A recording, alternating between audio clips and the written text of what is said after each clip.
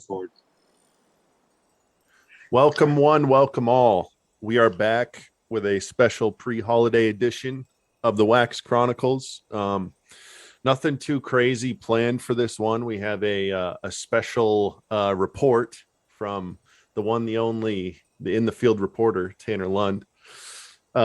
We also probably just going to cover some of the topics of the day. And sorry if the recording stuff's a little wonky, traveling and holidays and whatnot. So we're doing the best we can. We're still getting an episode, so we're trying our best here. Reporting live from Colorado. A little holiday treat. Yeah. So and look who I brought with. I said I would. I brought him. Dude. Man of my word. The production quality stellar. As the audio quality goes down, I feel like the video quality has gone up for DC. So it's we're all winners today. We're all winners today. I guess I don't know where you wanted to start, but I feel like the topic of the day has to be COVID and just with the chaos that's ensued over the last, 72 hours, maybe a little more. It feels like July 1. It feels like F5 season when you go on like NBA Reddit because Shams and Woj are just tweeting. But unfortunately, nothing exciting about it. More and more guys entering protocols, and then more and more reports of no-name guys getting signed to 10-day contracts. I will say it's been cool to see some of the names get dusted off that we're seeing. And I saw CJ Miles today. I was like, fuck yeah. Did you see the report? I think Doc Rivers, maybe with like a Strauss or some local Philadelphia reporter, was just like, you wouldn't believe the guys that I'm hearing from, like guys that have been retired for like. Dude, you want to know? You want to know what made me sad? Is like if Rasul is still alive, I wonder if he would because I know minutes. Because he'd be like he was born in '79, I think. Well, maybe not. Because that'd be 20 or that'd be like 41 years old at this point. Not impossible though. Yeah, could at least be a body, and I'm sure he's the motherfucker that always be down. So anyway, I don't want to sidetrack my Rasul talk, but I was thinking about that. I was like, fuck. Well, no, and like I was hearing stuff about Lance Stephenson before the season even started, some stuff during the season. So I'm praying that somebody gives him a shot. Well, you'd think, dude, if he can't make it in now, he's got no fucking shot. Just take it easy, dude. Well, no, for real, dude. Like if you have teams that are missing 8 players and they can't even give Lance like, hey, we don't need you around. Fair. We just need you for a game. I mean, that's fair. Like if we don't see him now, there's a good chance we'll never see him again on an NBA court in the capacity of like a player. So I mean, you're just talking about like, the pool of players that play in the NBA is so small, and it's like to have such a more than it ever will again. Yeah, to have such a large opening in like slots. Like if you're a fringe player, this is going to be the best chance you ever get to like infiltrate and get NBA minutes. Yeah, and so I mean, but I'm surprised. I'm surprised Lance. Like, I don't know. I didn't really track his journey since the last time he was in the NBA, but like he seems like the type of guy. Shanghai, but he played in the Chinese league. He seems like the type. He seems like the type of guy that could still play. Like I would be surprised if he couldn't contribute in some way. And he wants to. Like, I mean, everything he shows on social media and stuff is him working out. It's always him in the gym. It's him saying, give me a shot. So, I'm optimistic. I really hope to see him again. But he's got that IT, please let me in. Hey. I'm not going to hit on IT. Yeah, seriously. Coming in already looking like a third best player on the Lakers. Yeah, I know. He should be starting over Russell. So I'm cool. Yeah, right. I'm just kidding. Chill out. It's I don't know. It's scary. I don't know. Where do you think this leads with the landscape the way it is, with all these players? I mean, teams not even being able to, dress enough players to play. Yeah, I don't know what to think, dude. Like, we talked, you brought it up, you deserve credit because you brought it up kind of before it really started getting crazy, but I think the writing's kind of on the wall with the Omicron stuff, how contagious it is. And I just don't know. Like, do you think they're going to change protocols to make it so players who are like not asymptomatic? Yeah, asymptomatic players will be able to play, which is at the same time then you're still like capable of spreading it. So it's like, what are you really helping? And it's like you're just playing for the sake of playing. Yeah, and I don't know what to think, dude. I think something needs to be figured out though. But I mean, I will say, like, with how quickly it's spreading, I feel like the NBA is going to be, the NBA player population is going to be pretty much it's going to run through the population in like a month or two. So it's like, well, and much like it was the first time around with the NBA, this almost feels like the bellwether. I don't know if that's the correct term, but like a conversation that's going to need to be had is like, when do we just say, hey, this is a part of like almost like the flu? When do we just acknowledge that this is like part of the normal going forward? Like, I don't know anything about vaccines and how effective they are, but like if we're operating under the assumption that we're always going to be divided on that and there's never going to be like herd immunity, whatever that means, like we're just going to have to accept that COVID is part of our life and it's never going to go away if we never take the measures to do so. And I think the NBA is having that conversation now. It's like, where do we draw the line and just say like life kind of goes on? Like if a lot of these guys are like testing positive but not really having symptoms, and like a lot of these guys have already had, you know, vaccines and boosters, it's like, I don't know, it'll be interesting to see how the NBA handles it, and then also how the larger population handles it, because I don't know, it almost seems like I don't know, it's like Groundhog Day, like we just went through all this. But as I guess we should, sorry to go off topic with like the political side of things, but what's your hopes for like the Oncourt product and how the NBA finishes out this NBA season?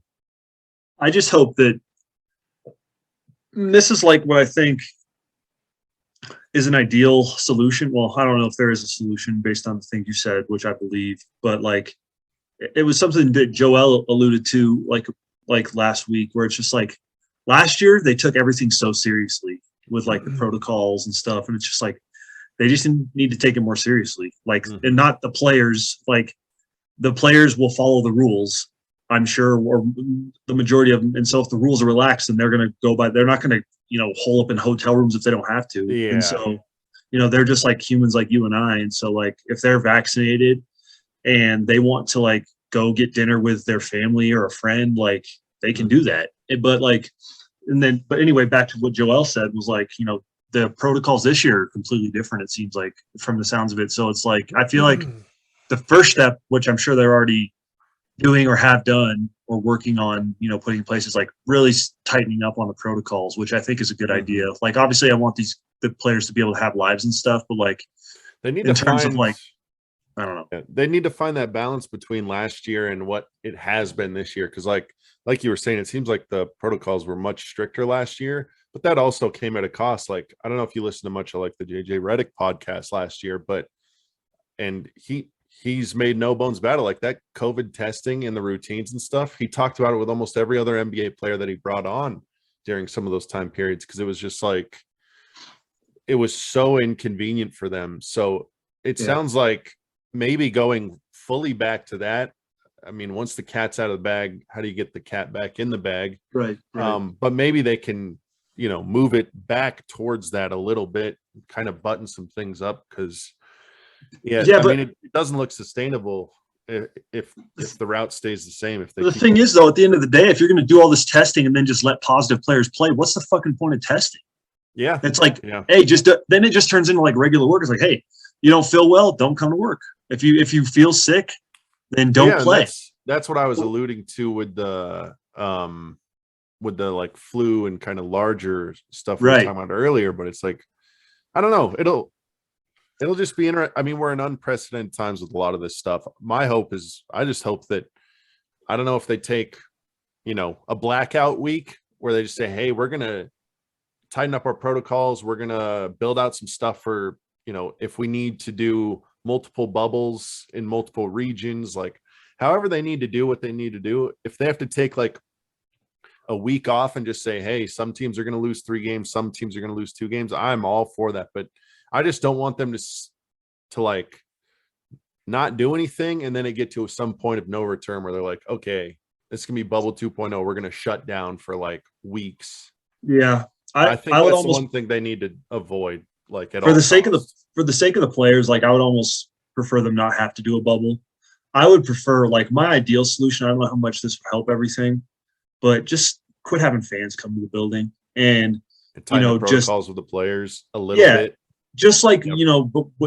after the bubble, before they started letting fans back in, if players are vaccinated, which, the vast majority are, a lot of them are boosted, like, you know, enhance the protocols on them, like in their personal lives a little bit, not to like an extreme point, and then just prevent fans from coming for a while, for a Or you month could or even 2 do months. like super limited capacity. So Yeah, like or the not people, within not within effing 20 rows of the court. yeah, to Or somehow prioritize like, if there's fans that have paid for, I don't know.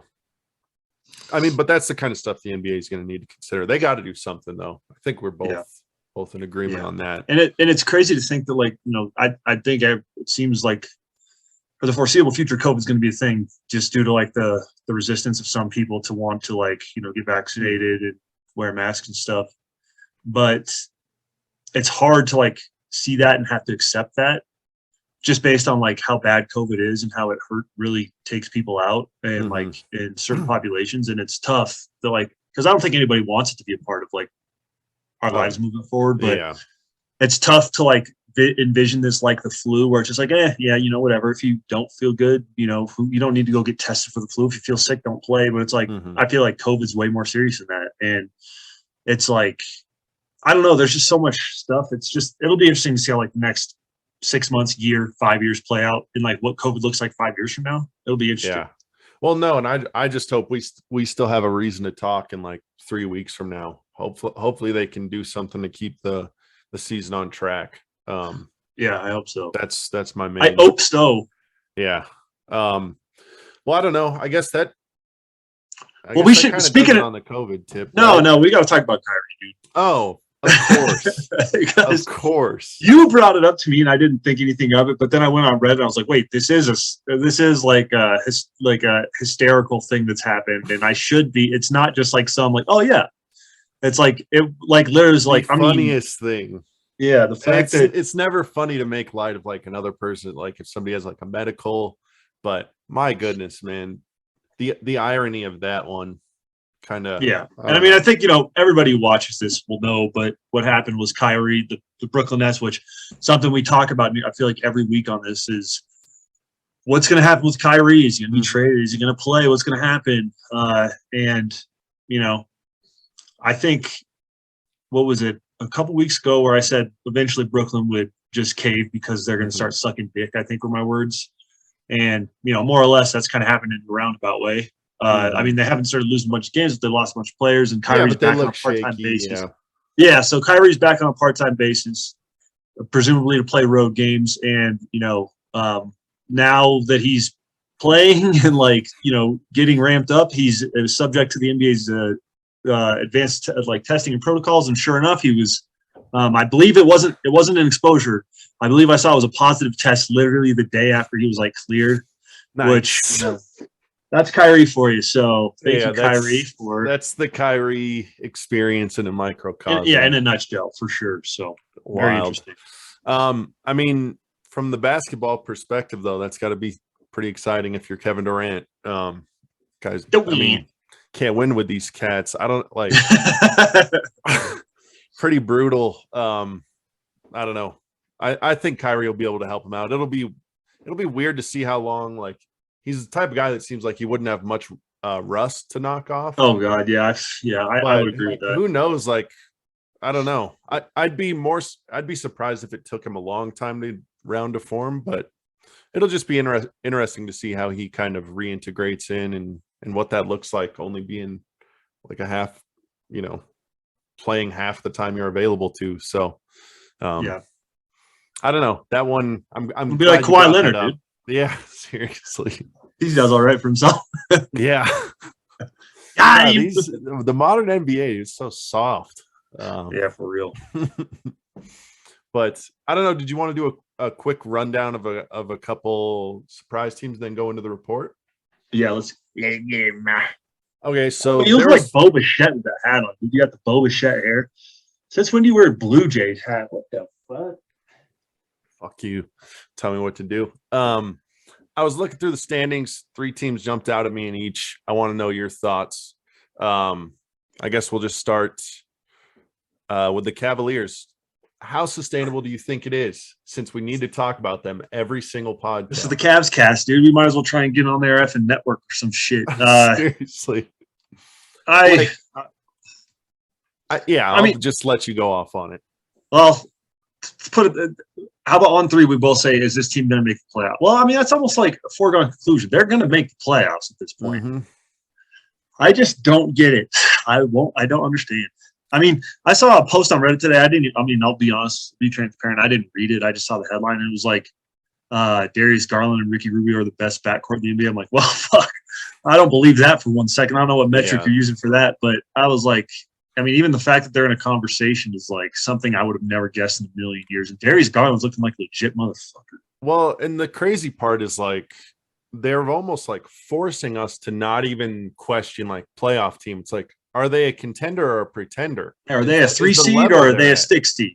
Because I mean, I don't know where they're currently ranked in like their offensive rating and their defensive rating, but they've got to be approaching top 10 in both. I mean, they're at this weird intersection where like the sample size is getting big enough, the eye test is there, and also kind of the statistical backup is also there, supporting them as being a legit, really good team that needs to be taken seriously. Dude, tell me how 30 games into the season, 30, the Cavs are above the Bucks, the Heat, the Celtics, the Sixers. Never in a million years I would have. Yeah. For all, like, we like to suck each other's dicks over like our Knicks prediction and like our T-Wolves predictions, but it's like, boy, that was a whiff on my effing part there. I deserve to get. Well, yeah, and then if you shoveled on me to do that, to say that also, and then be like, oh, but yeah, also their leading scorers out for the season. Yeah. Like, okay. No, you're lying. And I mean, that's why they are consistently the topic of conversation.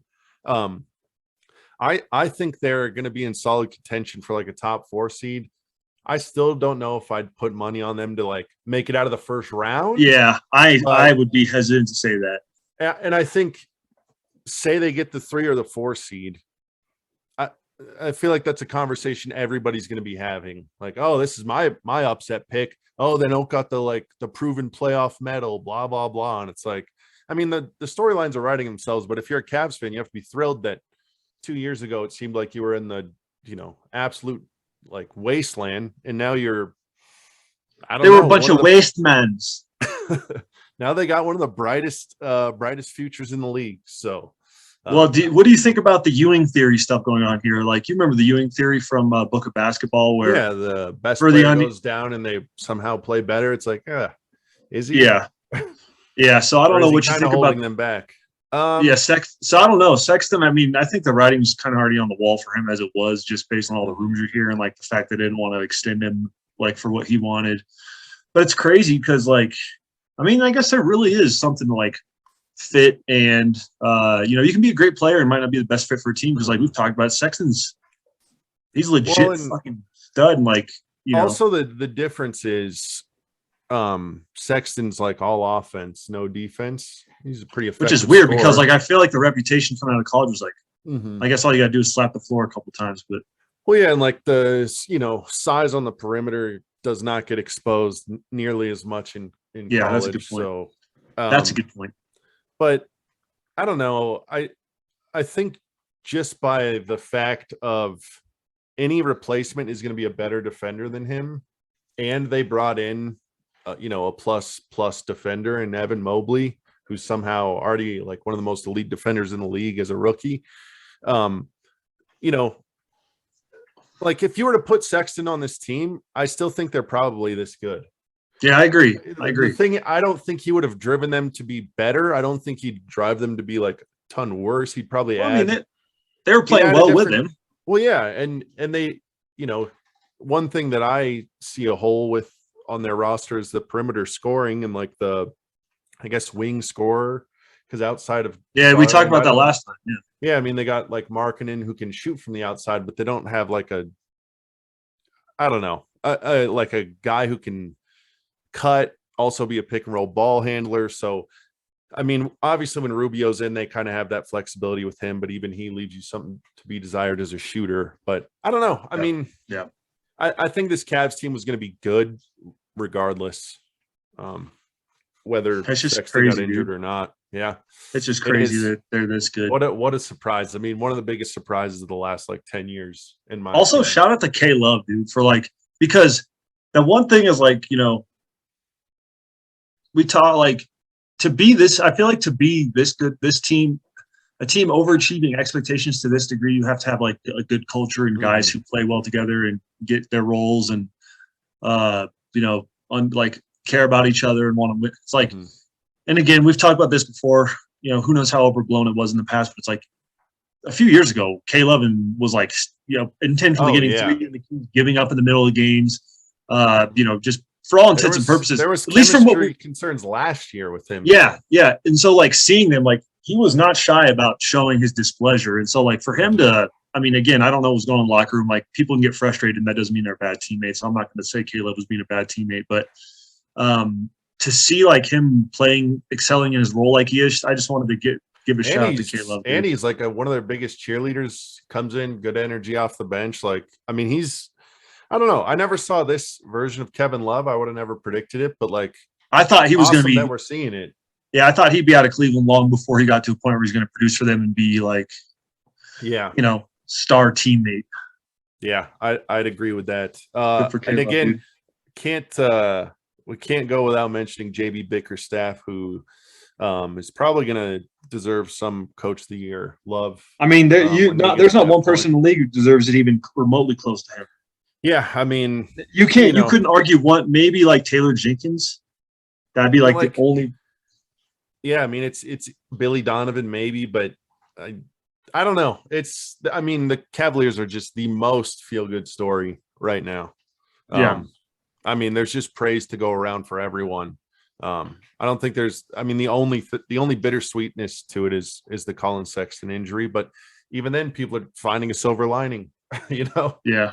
Yeah. Like, so who knows? So it sounds like I guess we both kind of believe in them. I don't think they'll make a deep playoff run, but it'd be cool to see them make it out of the first round. Yeah. So right now they're, what is this? 3 seed. They are 3.5 games ahead of Boston, who's like the best playing team. I could still see like, I hate still being this negative about them, but I could still see them like being a playing team. Yeah. Like if Philly gets their shit together, and I don't know. That's a fair, but that's where I guess I would say like they have impressive wins. They have one of the best offenses and one of the best defenses. Like, there might be some regression to the mean there, but I believe in them. I like their talent. So yeah. They will be a playoff team or a play-in team. They will be one of the top 10 teams in the East. There's no doubt about that. Yeah, they already fucking clinched a spot. Holy fuck. Yeah, at this rate. I guess, do you want to go to I don't know if we want to retread the Hawks a ton, as we already kind of put our money where our mouths are on that. Don't get in, baby. They're under 500.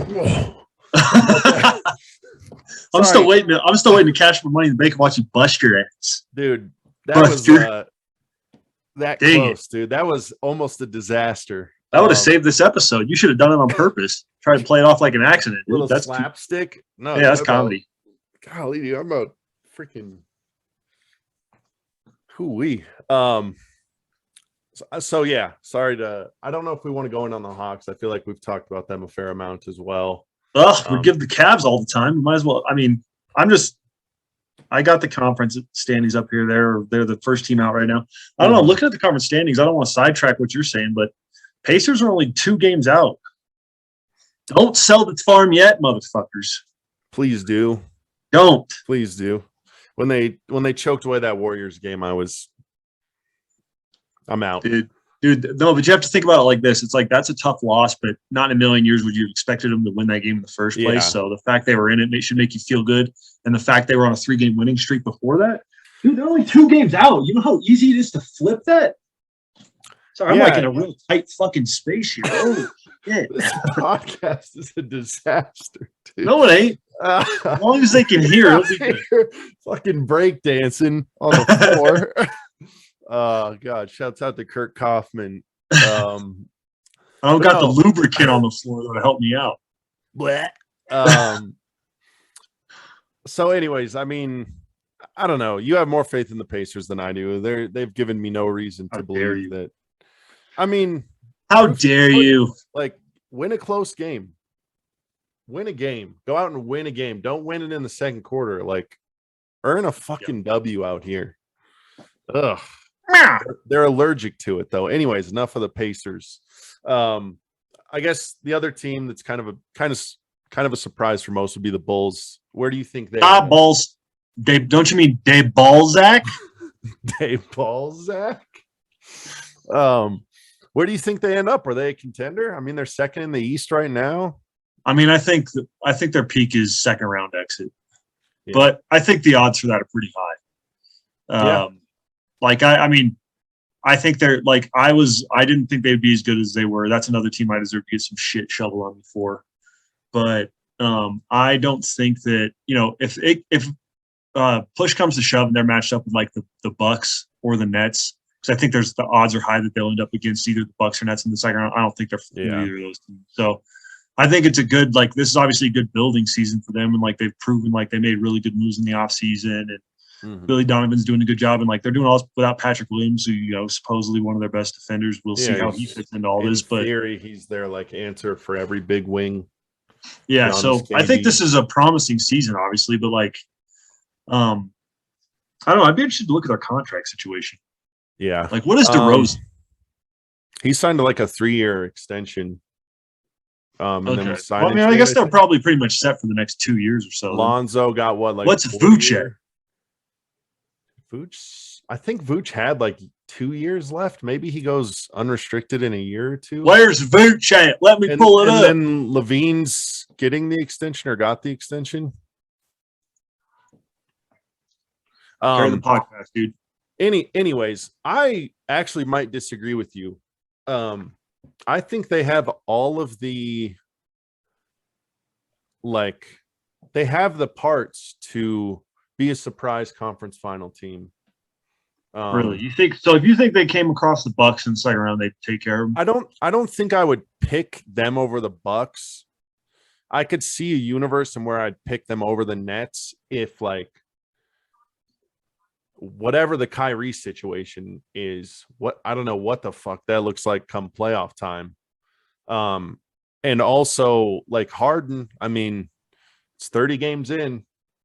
Like I know he's coming off injuries, but like when are we going to see something a little more than what he's given? Because as currently constructed, like I think I would strongly consider the Bulls over the Nets, but I'm probably I'm probably too high on the Bucks and too low on the Nets, which like there's a lot of bias that goes into that. But I don't know. They have good two-way players. They have two like dynamite scorers that can score from, Levine can score from all levels. DeRozan's mid-range like assassin could be a crunch time scorer. They got Vooch you can feed it into. I don't know. Their top end talent is like I'm very high on it, but like I've been overly high on Levine and DeRozan and Lonzo ever since each of those guys came into the league. I've been like way too confident in them. So I'm probably not the person to believe when it comes to the Bulls, but I don't know. Dude, so I got the salaries pulled up here. It'll be interesting to see what this turns into because according to Hoops Hype, Levine has not extended. He is an unrestricted free agent next year. They have his birds and no, but even then though, what is he going to get paid? Like 35 mil? Yeah, he'll get whatever the most he can get paid is. Yeah, and then next year some discount. Yeah, and then next year Vooch comes up. Next year Vooch expires in 22, 23, so there's no way they'll be able to keep him. I feel like if they give Levine some massive contract. Because they traded for Vooch and got his birds. But do you think the Bulls are going to be willing to pay? And so conceivably, what is that Vooch going to ask for? Though is the question. Is it going to be one last payday, or is it going to be, hey, we're a team. I'm here to win. I don't know. Yeah, I guess that's a big. He'll be old. He's already 31, so he'll be 32 probably when he comes up for I mean, nobody's going to pay. I mean, somebody might look at a 32-year-old big and say, here's your 4-year, $80 million, but I don't know. It'll be interesting. I don't know. Just be crazy because if Levine gets, say, like hypothetically 35 mil or something, like who knows what it will shake out if he like makes an All-NBA team. I'm sure. I don't know if that doesn't that help them. Doesn't that increase his max? I think so. And then there's some years of service where because I'm sure Levine will hit. I think there's a good chance he's All-NBA this year. Yeah. But like if you have Levine making 35 mil, DeRozan making 27, Lonzo making 20, like that's a lot of money for those three players. And Patrick Williams will be in 2 years eligible. They have a team option on him for 23-24. So I guess he's on that rookie 2+2, and he's not even in the first option year. Yeah, so he's going to be locked up for a while. But yeah, he'll get expensive after the year that they.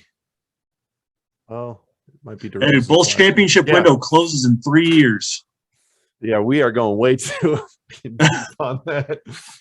Anyways, dude, I think they could be a Cinderella team, but I don't know. I drink the Kool-Aid on them. So, did you want to go into some of the Western Conference teams? A couple of the surprise teams. Where do you think the Grizzlies end up? Jaws coming back from injury tonight. Shouts out to J.A. Morant. J.A. He's I mean,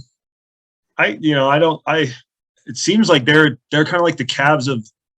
I hate to say this. They're definitely it's a lazy comp. It's not even a comparison, but I'm just speaking more so in terms of like any doubts I had about them, they've alleviated.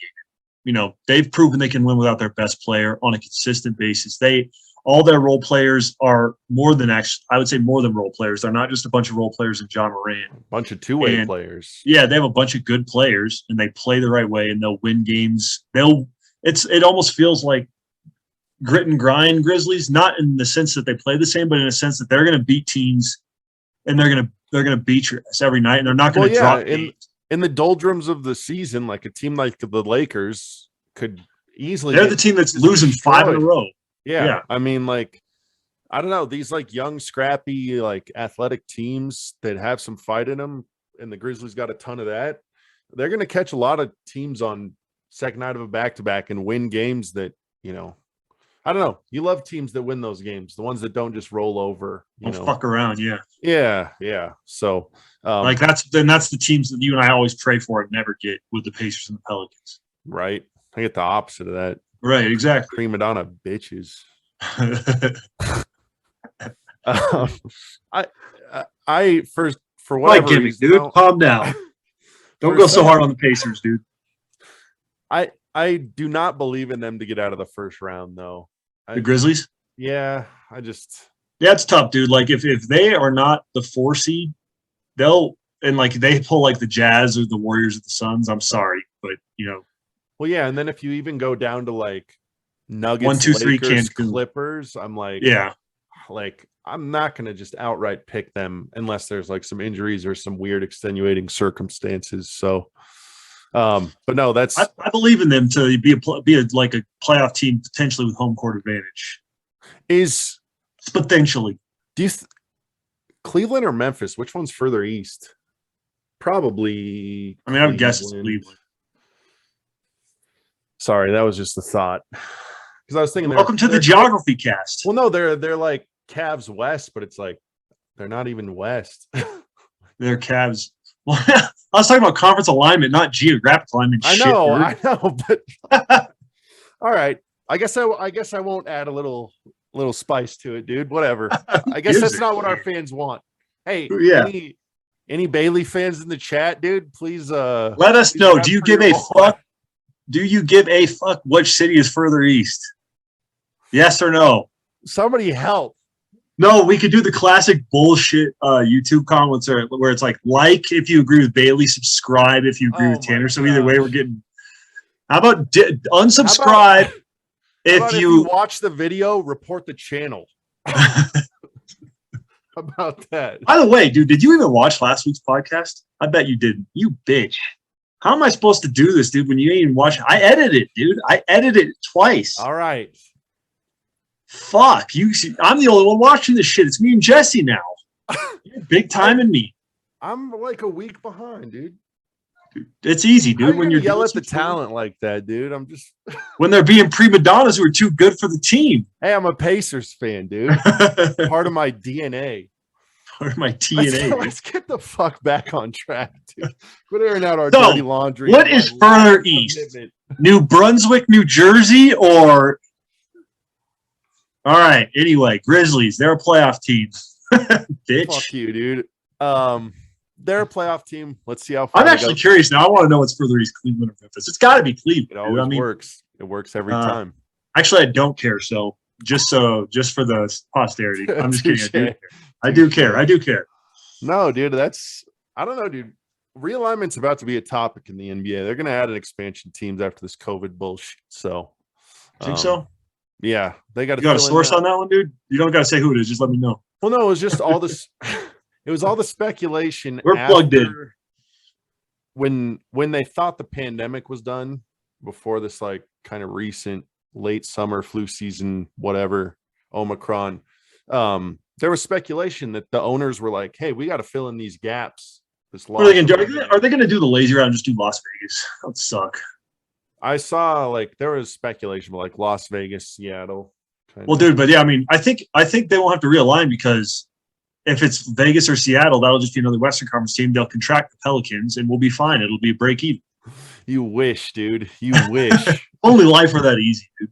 Golly, remove this dude. this anchor from my leg that's like Yeah, weighing down my life. This You're gonna fan- have to get in Gail Benson's ear for that one, dude. Oh Good my luck. god. Okay, never mind. I didn't tell you about this, but anyway, I'll Hmm. save it for later in the podcast. Okay. Let's quick run through the other one or two surprise teams where we talk Grizzlies. I guess the Lakers, but we talk about them enough. I mean, as I'm expected, sick of the Lakers, dude. Fuck them.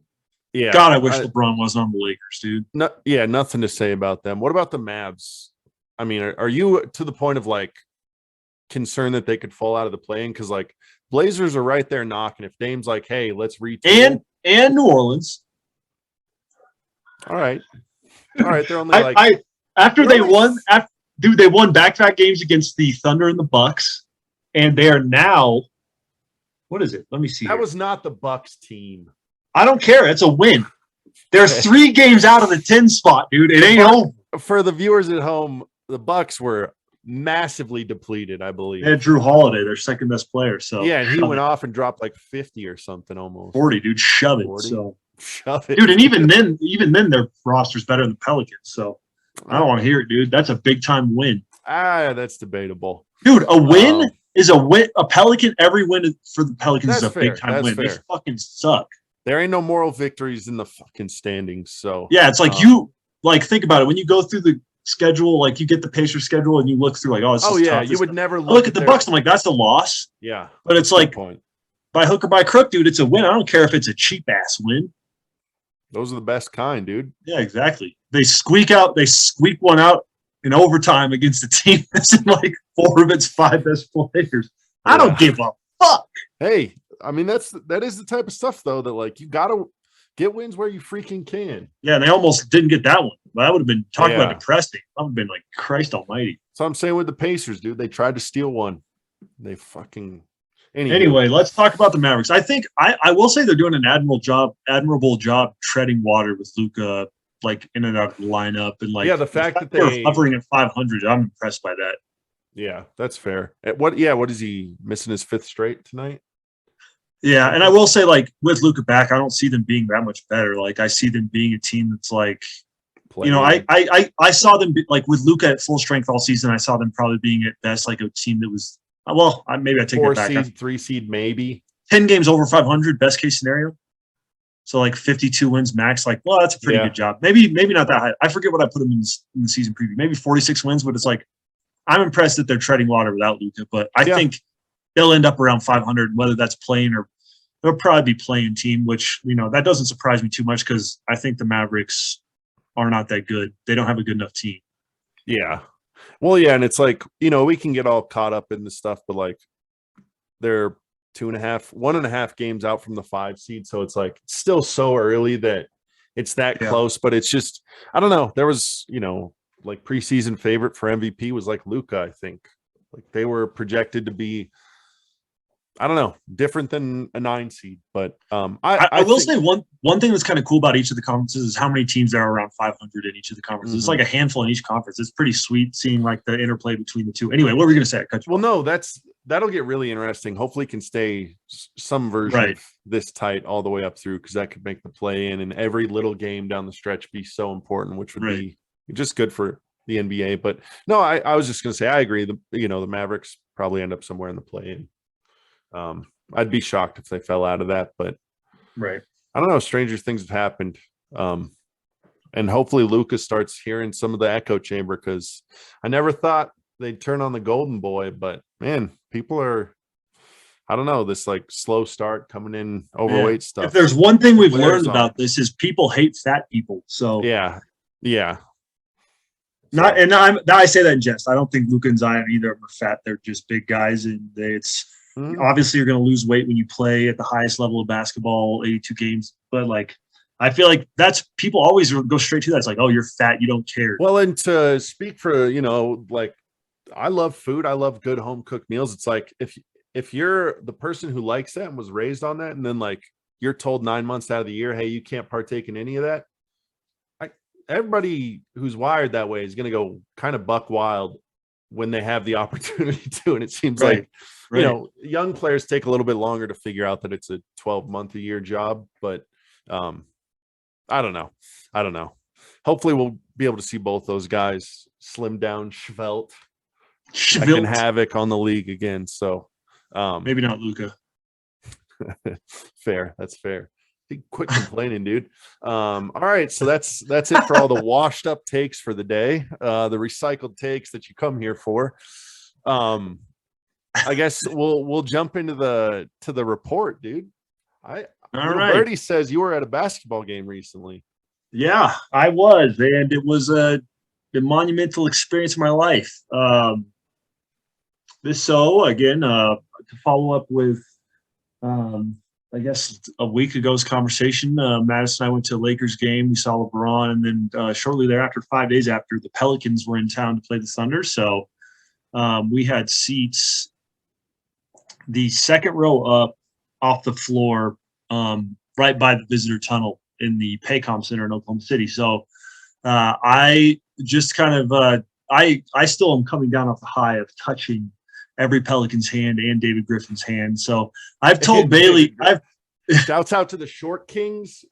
C Muscle. David Griffin's here for you, dude. Yeah, dude. You would have loved it. Midget. Don't say that word. Dude, you're gonna get us canceled before we even get going. I don't care, dude. I'm 6'5". Get at me. Anyway, Bailey's heard a lot of this, so I apologize to you for no. Because like usually, there's I feel like almost to the detriment of you and I, like we save a lot of stuff for the basketball podcast when it's like nice to just talk about it sometimes. Oh gosh, yeah. But so like that was an instance where like I just wanted to tell you about it because it was so great. But so I apologize for you having to hear this, but for the two listeners out there, this is for you. This full recap's for you. But anyway, so I touched hands with every Pelican. It was the first time I've been that close to the court in like 4 years. And so it had been a while since I had good seats. So I was really excited about that. Anyway, I won't bore you all with all the details. I got to bones everybody. I like how we're like 5 minutes into the recap and you've only mentioned that you bones all the players 3 times. Dude, I was literally on it. I'm still on it. I know, dude. You're freaking. Dude, I've been a jersey chaser, dude. We were close to the trash can that they were like throwing their water bottle, like their Gatorade cups in. I was like, I'm about to go fucking grab that trash. Go kiss one of them. Yeah, I was like, dude, they had like, so they got the little pad court like right by the bench that's got like the sticky stuff on it. So when they like step onto the court, they can like have better grip on their shoes, and they like rip up a layer and throw it away. So it's like the adhesive's fresh and make it stickier. I was like, I'm willing to go grab that shit. Like that's how desperate and sad I am. And like Bailey knows this about me, but it's like I literally keep that as a keepsake. Like for sure. The stuff that the players walk on, I'd be like, you know what? I'm fucking keeping it. Well, no, dude, like the David Wesley press packet from the game we went to in Indy, like that's like in my sacred heirlooms drawer in my house. Yeah, and it's like, same, dude. It's just like printouts of like the I guess just the players- game notes for the Yeah, broadcaster. Yeah. I mean, it's like and to me, that's next to my birth certificate, my social security card, like my banking. Like, yeah, I mean, is sacred. Yeah. So it is a big deal when we bones NBA players, and anybody who tells me otherwise can toss my salad and peel my potatoes. But shout out to Conan. That's why Mr. Bowdy, dude. Oh, woo. Arriba la raza. Hopefully that's not like a Spanish cuss words, but I like that. Talk about Anyway, yeah, I'm going off the rails here. But bones the players again. I don't know if I mentioned that. Let me just cut in. If you guys haven't seen a highlight, just try to look up highlights from that game. Yeah, this is like this game is the game was a movie. I felt like I was watching NBA Street Volume 2. Yeah, when I watched the highlight video. Completely spoiled again by just crazy plays, and like to kind of go along with what Bailey said.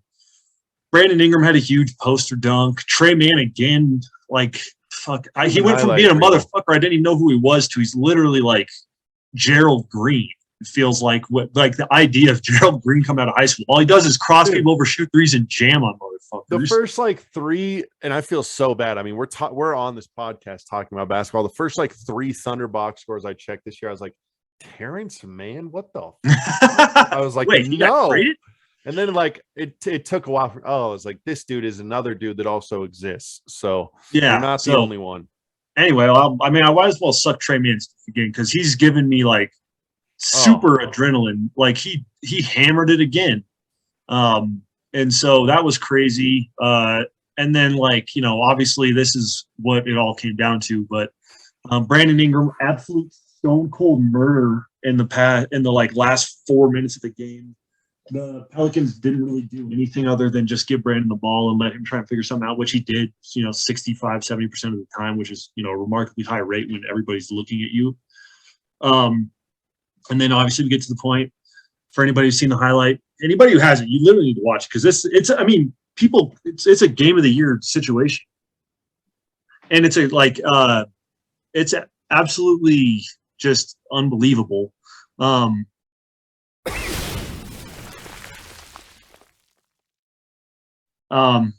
Anyway, it was a game of the year, game of the decade type candidate where towards the end of the game, Shai Gilgeous-Alexander hit a crazy off 1 foot leaning 3 where he got fouled and it should have been a 4-point play. It was because what happened? It was Pelicans up 1. BI puts a guy in the freaking torture box and hits like mid ranger, like 18-foot turnaround or something, and puts the Pelicans up 3, and then the Thunder possession just looked like garbage. Just looked like Shai couldn't make up his mind, and he's like half stumble, half throws like a I don't know. It didn't look like a jump shot by any stretch, but he cashed that like 30-footer. Yeah, it was like to tie up the game, and then I'll let you finish the rest of the call on that. But and then we all know how that ended.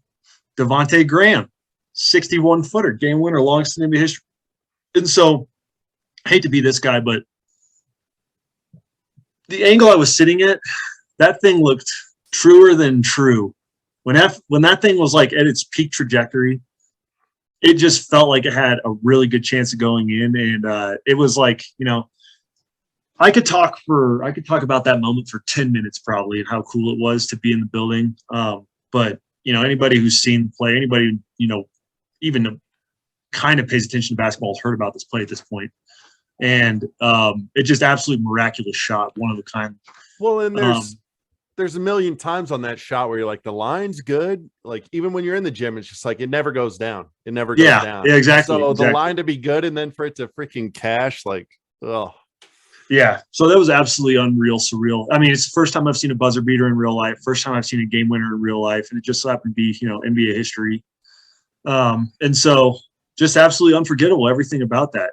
And a lot of fun. I guess I could follow up on the Josh Giddey. I got a little bit more thorough report on him this time, but he's very good at getting to his spots and getting close to the basket. Like, he's not the fastest, he's got size obviously, but he's just good at like getting to his spots and like playing at his own pace. And he wasn't blowing me away with crazy turnarounds and I mean, that's not really his game, but like in the he lane gets and doing what he yeah, needed to do. he gets to though. the lane and he finishes, and like Mhm. that's good enough. And he's a really good passer as well, and that frees him up. But he played a really good game. And then another thing that I thought was really cool is like everybody's been sucking Jonas Valanciunas' what since the season started, and in terms of like the Pelicans fan base. Mhm.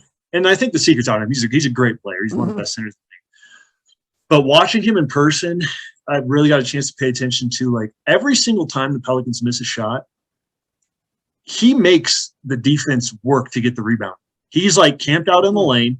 It takes two people to hold him, and then he's still jumping and trying to get to the ball. And it's like you can't just like, oh, we'll just send one guy down there and grab the board and like So start his the break. rebounds are the opposite of like the Drummond Westbrook boards, where everyone Dude, just says, "Oh, empty rebounds." And it's like, well, Dude, there's more to no. it than that. There's more nuance. Yeah, he earns every single rebound, and he attracts so much attention. And he just like literally watching him like fight for rebounds is literally like watching like Godzilla. Like he's up That's down there, and like awesome, people are dude. like holding him down, and he's like a lot of times he won't even put his hand on the ball, but like he's getting held. He's like flailing sometimes to try and draw fouls, but he's like involved. It feels like in every single defensive rebound, or like trying to grab an offensive rebound, but for the defensive rebounds for the other team. And it's just like I feel like that's so underrated. It's like you can't take just a ferocious player. Yeah, you can't take one possession off against him, or else he will get the rebound. Mhm. He is too strong, Well, too it's physical, like and too aggressive. guys like that will do that for 30 minutes in the hopes of getting 3, and they Yeah, will. Yeah, Like, and those things they'll can be change good. the game. Oh, Yeah. certainly. It's like how demoralizing. I mean, we talked about it for years rooting against the Warriors, and it's a little bit different, but it's like they shot so many threes that they'd get so many bullshit long rebounds. And you're just like, it was so demoralizing. It's like they're up 3 with 40 seconds. You need a stop. You force them into a bad 3, and then it's offensive board. It's just like that. Guys that I don't know that make it on either end of the ball make them work for the boards. Like undying respect for me. I'll always love the big man for stuff like that. Even the little guys that do it. Like I don't know. That's awesome. Yeah. That's an awesome observation. That's cool that you picked up on that. It was cool. I mean, it was fascinating to watch, and I know now, like moving forward, it's going to be something I pay attention to even more. Like when I watch Pelicans games, it was just something fascinating. I don't know. It's something that all the Pelicans fans have been saying is like everybody even though the team sucks, like the team is really lovable this year. Just like Herb Jones, based on the players and how hard they play, and like Devontae Graham. Like people can say what they want about Lonzo versus Devontae Graham, but like Devontae Graham's already literally hit 2 game winners this year, and like Lonzo was never going to hit a fucking game winner for the Pelicans. Like obviously he had great games. It's like, and Devontae's one against the Thunder was a bit of a fluke, but he's hit 2 game winners in the first quarter of the season. That's not something the Pelicans have ever had. I feel like, you could say Anthony Davis to an extent, but like, Chris Paul, but blah, blah. You get what I'm saying, though. It's like, but those players don't come every day. Those guys that can do that.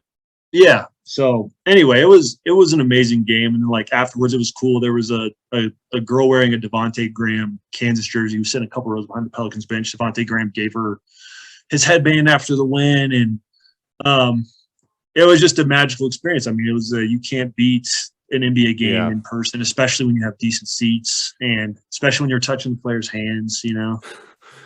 I got to say one other thing. I feel like for the very few games that you, I, and our friend group have gone to, we've gotten a disproportionate amount of really good games. And like, I really believe that, like, between the Warriors Pacers game that you and Kurt saw.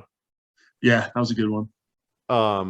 Klay Thompson hit a silencer with like 15 seconds left. The Cavs Nuggets game we went to, then you've been to a few bangers on your own. It's just like I feel like I never hear, and maybe it's just because we don't talk about the duds, but like, I've been to some stinkers, dude. Yeah. Valentine's Day when I was in Denver, the Nets were shorthanded, and it was like the Jalen Nets, and it was like the Sean Kilpatrick effing. It was literally like watching a G League game. There's been a couple Pelicans games I've been to, like a Pelicans Nuggets game that was horrible. But again, you can't ever really say an NBA game's horrible because you're watching NBA players play. So it's all relative. But to your point though, like we've been spoiled, and like that it's just not going to get much better for me than that last one. I mean, obviously, like I want to see, like I still have my checklist. I need to see a playoff game. I want to see a finals game. But yeah, I mean, to have 3 poster dunks, 1 go ahead huge bucket, 1 game tying 3 in the waning seconds, and then legitimately the longest buzzer beater in NBA history. And to bones all the players. Seriously.